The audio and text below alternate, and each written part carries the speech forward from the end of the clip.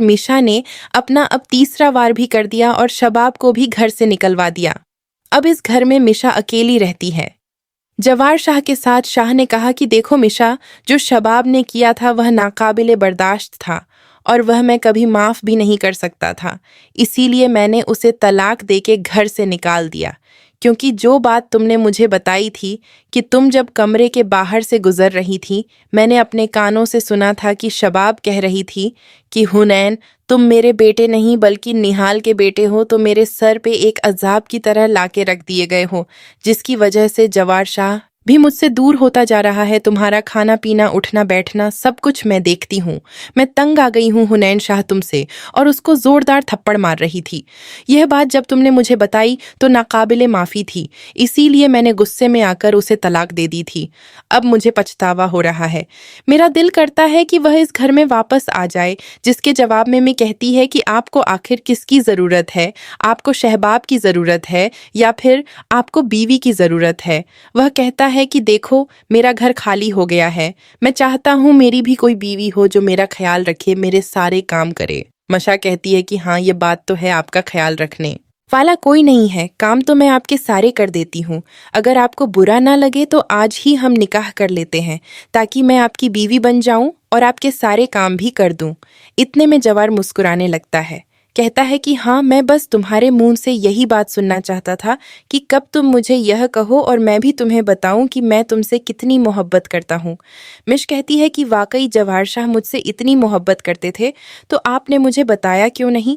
जिसके जवाब में जवार कहता था कि मुझे बहुत डर लगता था कि मैं तुम्हें किस तरह बताऊं और तुम क्या समझोगी कि मैं कैसा इंसान हूँ। अभी अपनी बीवी को तलाक दी है और यहाँ तुमसे मोहब्बत का इजहार कर रहा हूँ। सच पूछो तो जिस दिन तुम्हें रखा था उसी दिन मुझे तुमसे प्यार हो गया था। खैर, इतने में इनकी शादी की तैयारियां होती हैं। सवार कहता है कि मीशा, तुम्हारी तरफ से कौन आएगा? तो इतने में वह बताती है कि मेरी तरफ से डॉक्टर नवीद आएंगे। डॉक्टर नवीद भी इनकी शादी में आते हैं। वो कहता है कि मैंने मीशा को अपनी बेटियों की तरह रखा हुआ है।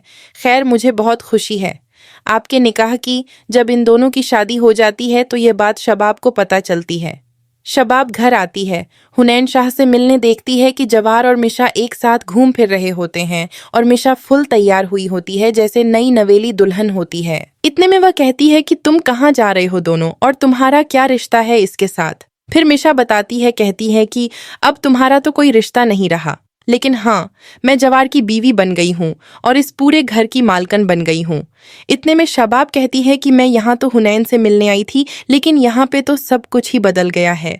माना कि जवार तुम्हारा और मेरा कोई रिश्ता बाकी नहीं रहा, लेकिन तुमने तो ज़रा भी शर्म लिहाज ना किया, अपनी बीवी को तलाक दी और दूसरी औरत से निकाह कर लिया। सवार कहता है कि देखो शबाब, मैंने तुम्हें तलाक किसी वजह से दी थी। शबाब कहती है कि मैं तुम्हें बता के थक गई थी कि मैंने वह कसूर किया ही नहीं जिसकी सजा तुमने मुझे दे दी।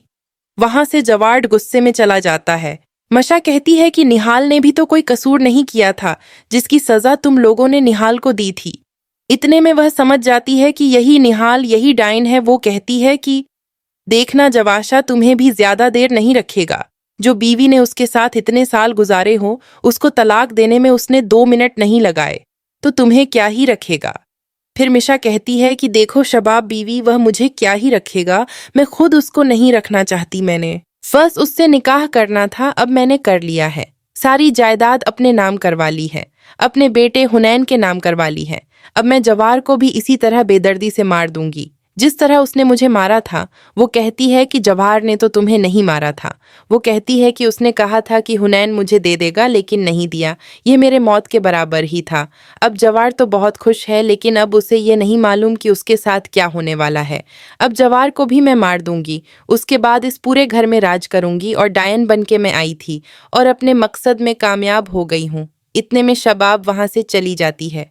कहती है, काल तुम एक डायन हो, मुझे बहुत खौफ आ रहा है तुमसे, और चली जाती।